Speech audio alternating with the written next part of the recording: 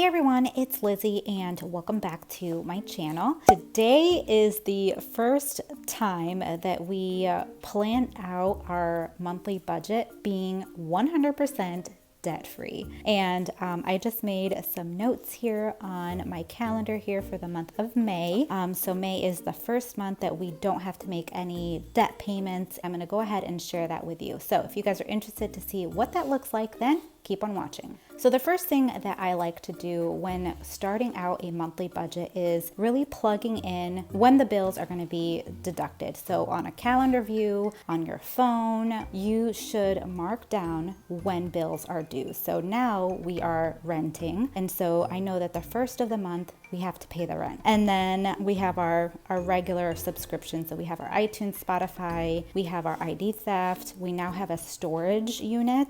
So that's something that's new. We did have to rent out a storage for my husband's tools and different equipment that we have. So that went in storage, but it's near our home, so it's not too bad. So we have a rent for that. Same thing, our ministry, all of that is the same. Car insurance, life insurance. What you're seeing here that's missing is our water bill and our electric bill and also internet, because those are the things that we haven't gotten a solid number of how much that is. And also we don't know exactly when it's due. So we have to get the bill in the mail and then we'll know to plug that in. But I just made a note here on this post-it so that I know we had to budget for that. And the rest down here, sorry, I didn't share that, but we have our phone still, life insurance, and then a second iTunes. So that's kind of what we do on a monthly basis. And now we're going to get into writing in on our May monthly budget worksheet. So what we estimated in the EveryDollar app is my husband's income. So all of this process is pretty much the same. So from my prior monthly budgeting videos, this whole process remains exactly the same, but there's a few changes that I want to share with you guys, and I know it will be helpful. So for my husband, we are budgeting the same amount that we usually do for his income. And then for me, okay, and let me get a calculator. So we're just going to add this up, 2,200 plus 2,050, and this gives us a total income of 4,250.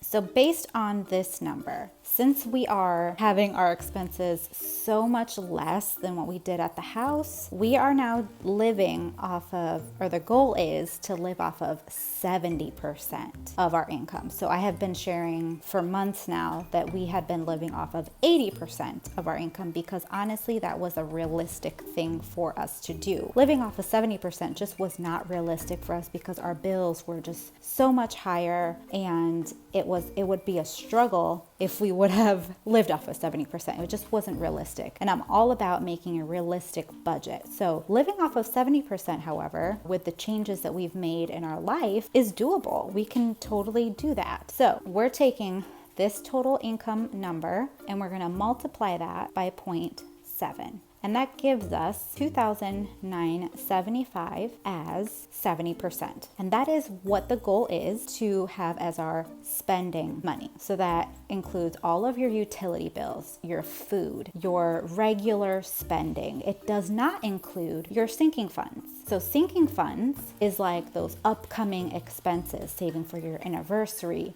a vacation, holidays.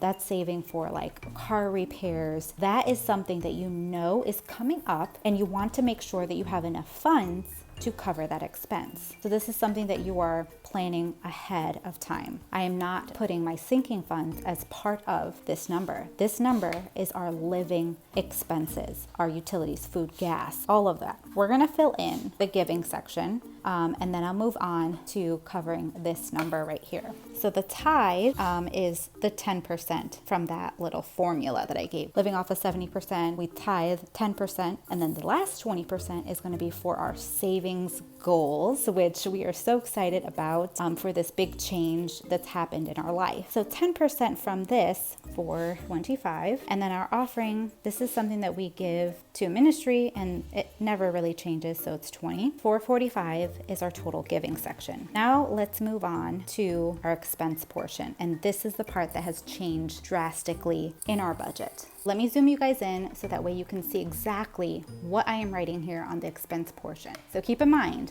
we have this number that is the goal to live off of 70%, right? So let's fill in what our fixed expenses is. So the first one is our rent. Now, we no longer have a mortgage, which is crazy. And our total rent right now is $1,300. And these next few items, some of these are variable expenses, and I'm just estimating pretty high because I know we have some remaining utility charges from our house that's going to be charged to us, and I want to make sure that we have enough in our account to cover that plus our apartment. So rent is the first one, and then we have our water bill, and we're just estimating budgeting out $100. I think that that should be enough. We will see. And our electricity, we're also budgeting out $100 for that, and our phone is $80 to $71.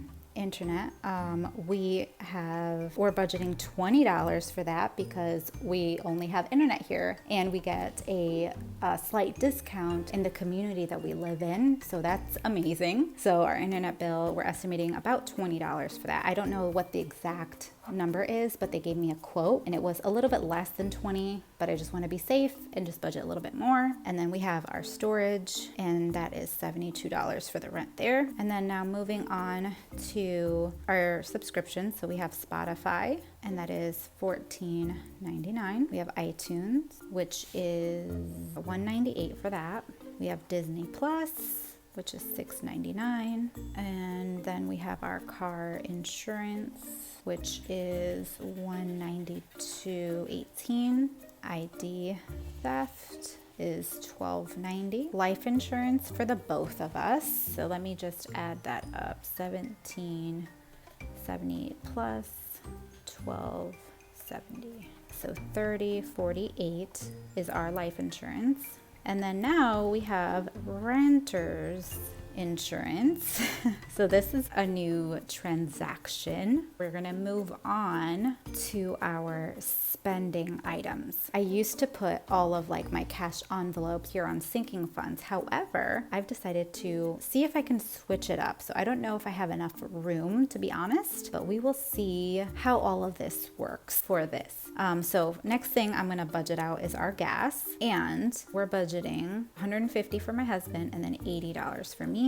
So $230 for gas. We also have SunPass, which is getting $95. And then we have groceries, which is getting $300. We budget a specific amount every month. We learned that from Jordan Page, and it has been a game changer for our budget. It really has allowed us to be more controlled with our grocery spending. So it is setting aside $100 per person in your household, starting at $300. So it's just my husband and I, so we budget $300. So I'm putting groceries here. So the next item that I have cash envelopes for, so we have our pet, which is getting $60. We have our eating out, which is getting $100. We have our date night, which is getting $50. We have our spending, which is getting $40. I'm gonna combine home/toiletries in here. So each is getting $20. I'm just gonna budget out $40. Okay.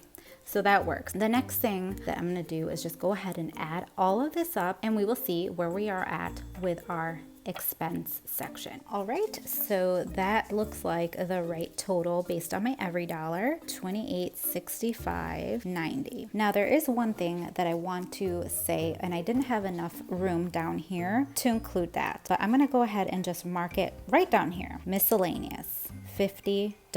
We are planning this little buffer, and we're just calling it miscellaneous. This is something that's brand new, so it's its own little category of 50. So I'm gonna go ahead and just add that in, $50.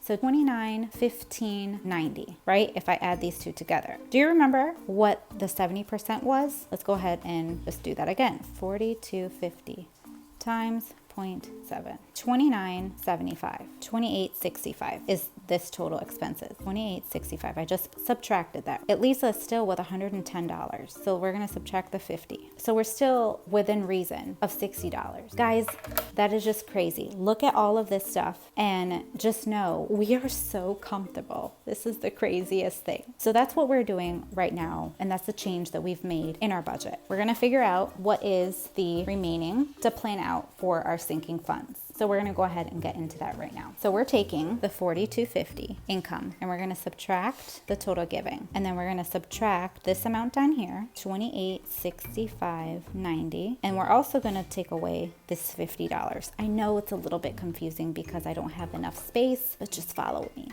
please. So we're gonna subtract this 50. So that leaves us with $889.10 to budget for. So I'm gonna go ahead and just put that number right up here, and we're gonna write in what the sinking funds that we're putting aside for. And the sinking funds that we've decided to put money aside for is our anniversary, car maintenance, Christmas, Father's Day, gifts, medical, Mother's Day, and vacation. So let's fill in what these numbers are. So we're gonna put 20, 30 for this, 60 for Christmas, 40 for Father's Day, 10 for gifts, 50 for medical, 40 for Mother's Day, and right now we're not putting anything for vacation. Remember, 70% is what's going for our regular spending. Anything that we do on a monthly basis that happens all the time, right? 10% automatically goes to our tithe, but there's still 20% remaining. So that 20% is what we're using for our savings. That's our sinking funds. Sinking funds,